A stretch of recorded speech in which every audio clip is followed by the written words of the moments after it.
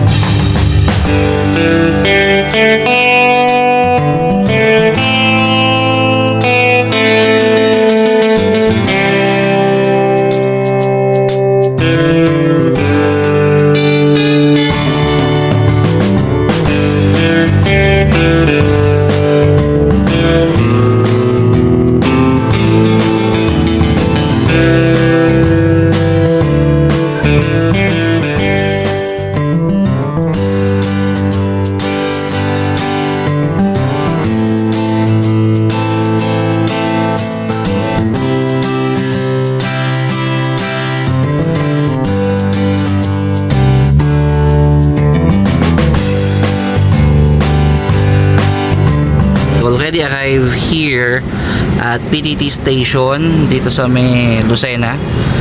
Our current state of charge is 60%. Ang estimated kanina ay 65. Tumataw kasi ako, so 60%. Yun, tingnan natin kung ilan yung makakamagkano tayo sa charging. So andito na tayo sa AC Mobility. Mabilis naman to kasi 120 kilowatt. Ayan. Let's see.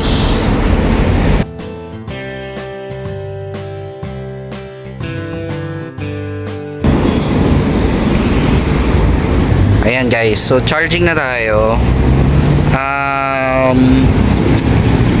nakalagay sa application ko ng Tesla is 35 minutes until fully charged. Hindi ko alam kung mauubos. Nagtapa pa ako ng 2,000. May plan kaya siya 2,000 yung nilagay ko is dahil pabalik magcha-charge ulit kasi ko.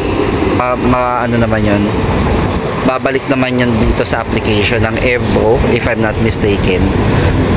Update ko kayo kung anong mangyayari later pag nag fully charge na siya at kung magkano ang magiging amount dun sa from 60% to 100%. Ayan guys, so nakaka 2% na tayo or 3%. So 35 minutes until full charge from 60. So yeah, 60%. Yun guys, tapos na mag-charge. Ang nadagdag from 60% is 25 kilowatt hour.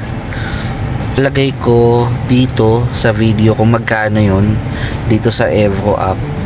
Once na na-reach natin yung San Narciso, yung destination natin, sabi dito is 67% pa ang matitira. Tingnan natin. See you on the road.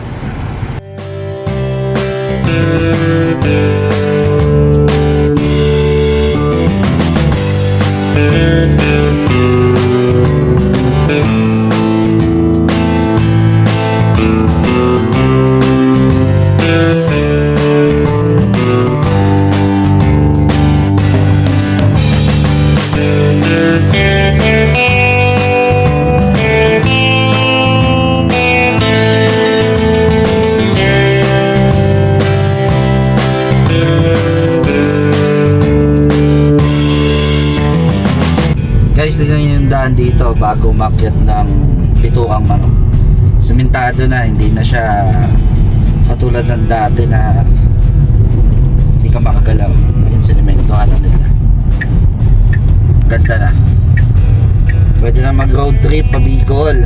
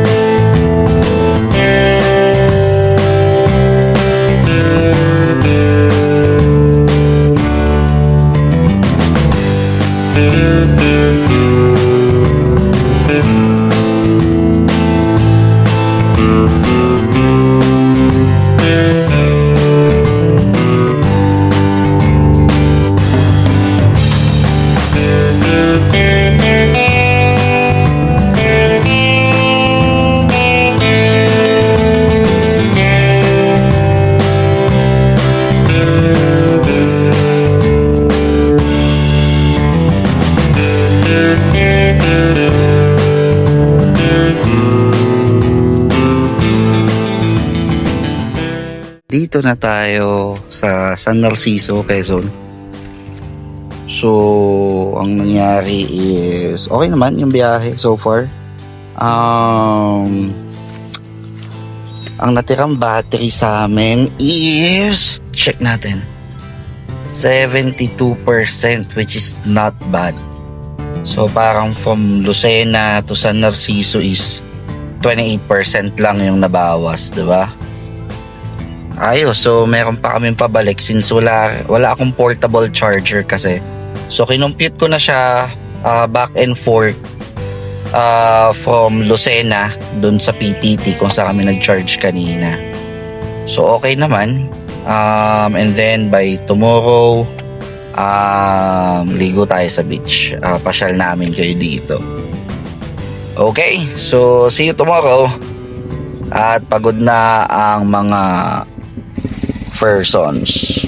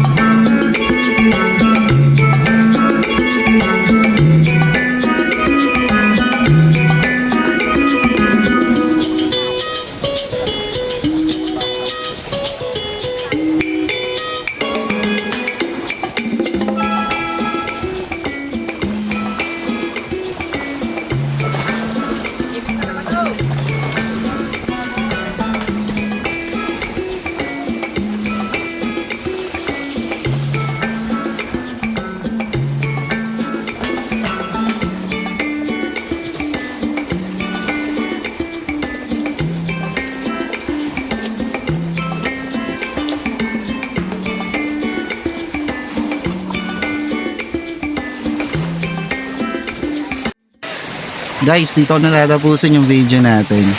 If you want to get updated with our latest video, please like, share, and subscribe to our YouTube channel. So madami pa tayong magiging travel and gala. Mostly every 2 weeks or kung kaya weekly after work. So yun. We will keep you updated to every charging station, every stopover, and in each of every travel. Thank you guys. Thanks for watching. Bye.